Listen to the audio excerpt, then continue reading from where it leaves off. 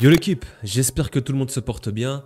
Aujourd'hui, on va parler du Barça. Ça fait un petit moment que j'en ai pas parlé. Il y a un petit peu d'actu. Vous inquiétez pas, mes amis barcelonais. Il y en a quelques-uns qui me suivent. Je vous ai pas oublié.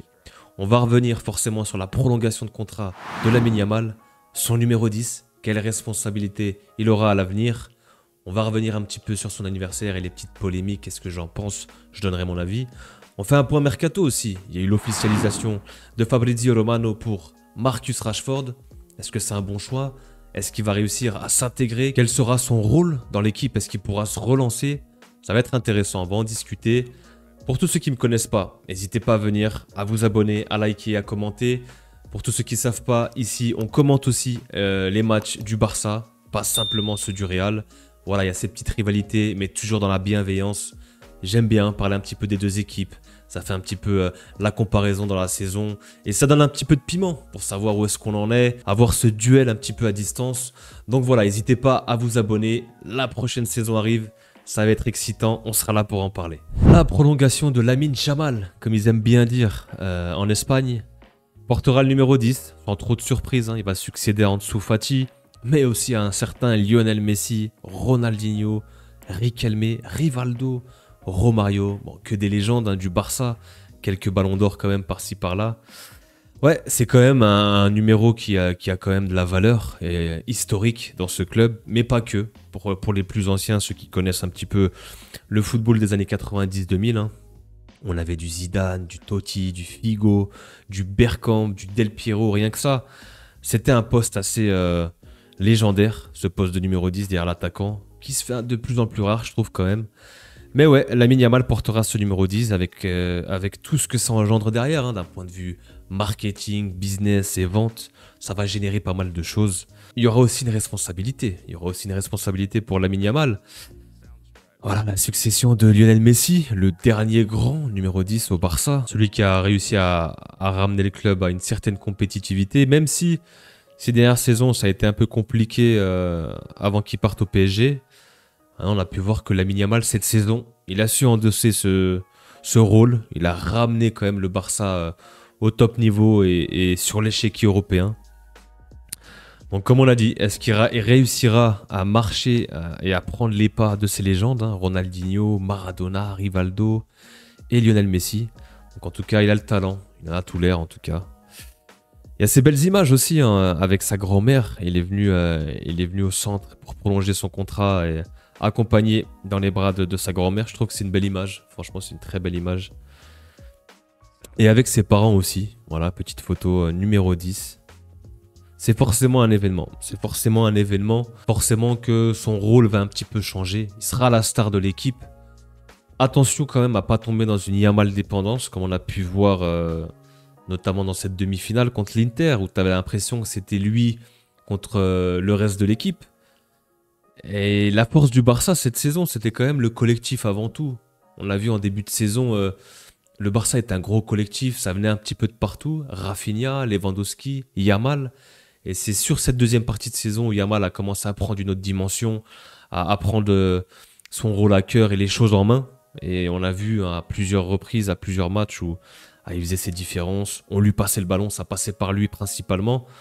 Attention quand même à pas se diriger vers une Yamal dépendance parce qu'il faut vraiment que le Barça reste quand même à s'appuyer sur ses vertus collectives. C'est ce qui fait sa force. Et il ne faut pas oublier, pour moi aujourd'hui, si tu veux être compétitif et aller loin dans les compétitions, c'est avant tout un collectif. On l'avait vu forcément avec ce Barça, on l'avait avec le PSG, Liverpool. C'est des très gros collectifs. On ne peut pas se reposer seulement sur une individualité. On a pu voir avec le Real et Mbappé, ça ne marche pas forcément. Il faut retrouver quand même cette notion de collectif. Et je trouve que le Barça l'avait. Attention à ne pas prendre ce virage Yamal dépendance en tout cas. Un autre événement pour Lamine Yamal aussi. Il est majeur, il a eu 18 ans, enfin. Il y avait ce running gag sur le fait qu'il avait 17 ans pendant X années, on n'en pouvait plus. Tu avais l'impression que ça faisait 5 ans qu'il avait 17 ans. Il y a eu tellement d'images cette saison avec Lamine Yamal que oui, on n'arrêtait pas de rappeler son âge. Et enfin, son anniversaire, 18 ans majeur, il va passer de l'autre côté. C'est un adulte, ça y est. Bon voilà, il y avait ce thème de son anniversaire, gangster. Je trouve que ça lui va plutôt bien. Moi, j'aime bien un peu ce thème. Je suis assez fan aussi des films de gangsters, etc. Et je trouve que que ça lui va plutôt bien. Voilà. Il y a eu ses coéquipiers aussi, hein, Lewandowski. Il me semble que derrière, c'est Gavi et... Lui, ça doit être Bernal, peut-être, je suis pas sûr. Même Lewandowski, hein, je trouve, ça lui va plutôt bien. Donc ouais, il y a un peu ce côté... cette photo me fait penser un petit peu à un côté Al Pacino, Scarface, en noir et blanc comme ça. Donc ouais, Lamine Yamal qui devient adulte. Qui devient adulte et forcément que les joueurs, le football et les adversaires vont le voir autrement. Ce sera un adulte, il sera attendu maintenant. Ce sera plus le petit adolescent qui arrive et qui explose tout dans le football avec cette insouciance, cette spontanéité qui, quand tu arrives à l'image d'Mbappé à l'époque, quand il est arrivé avec Monaco et l'équipe de France, il avait cette fougue, cette jeunesse qui faisait plaisir, cette fraîcheur. On l'a eu cette saison avec Lamine Yamal.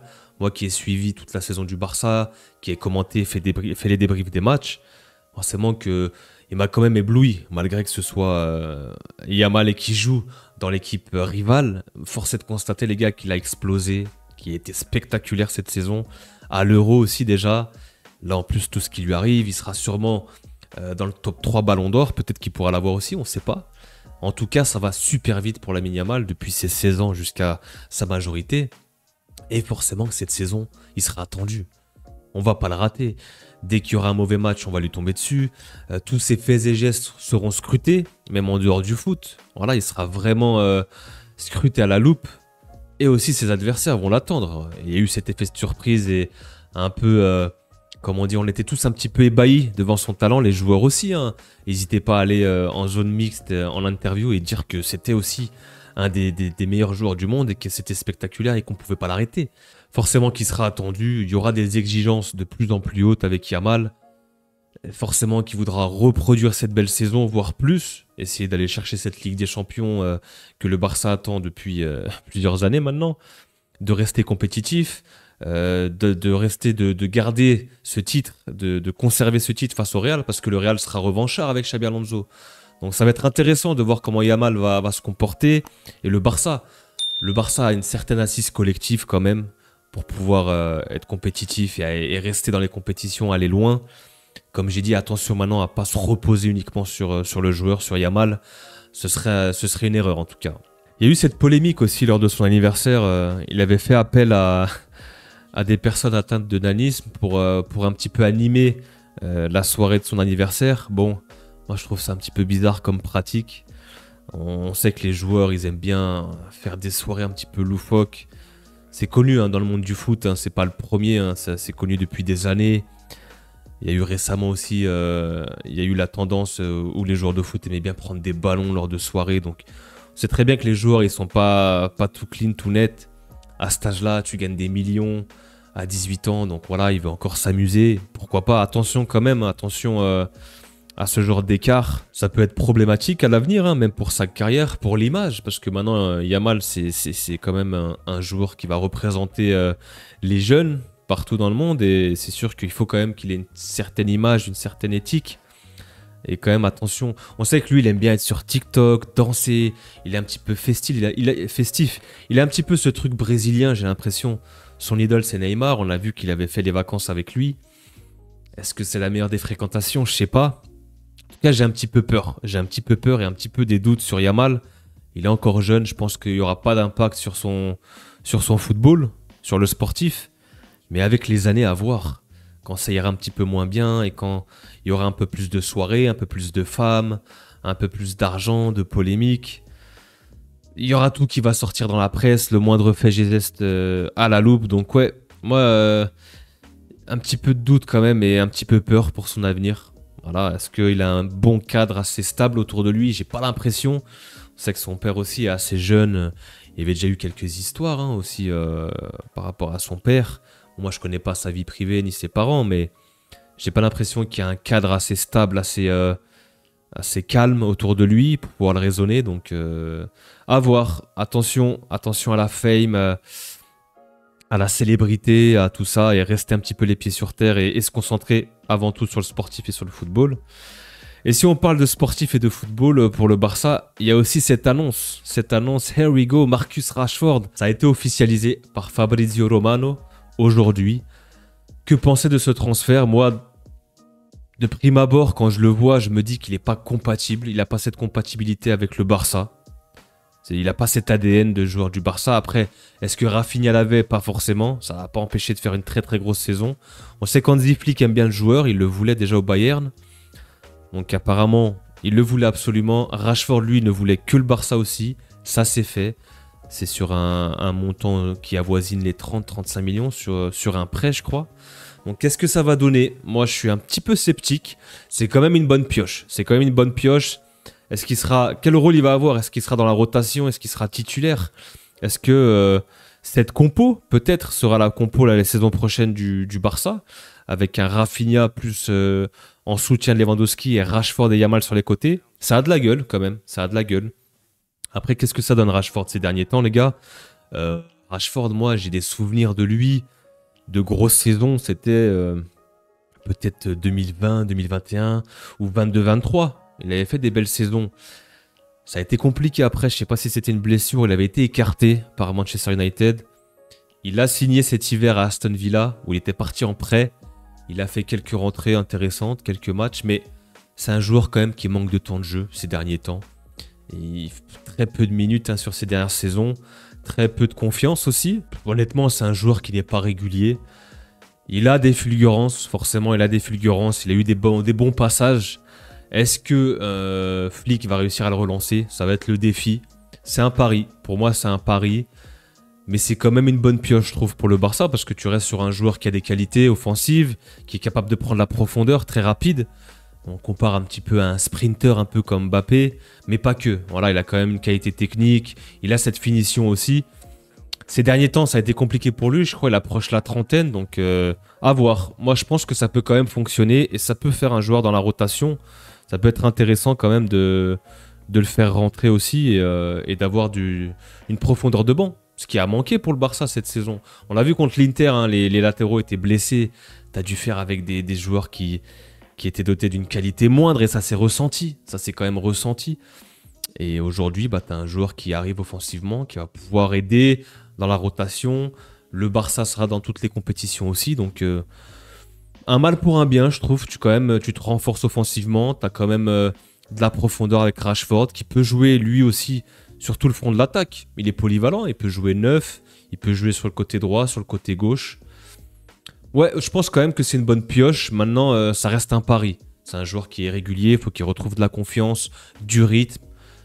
Il n'a pas beaucoup de temps de jeu ces dernières saisons. Donc, on verra comment aussi il va s'adapter au profil et à l'ADN Barça, au jeu barcelonais. Donc, je pense que ce ne sera pas évident non plus pour lui.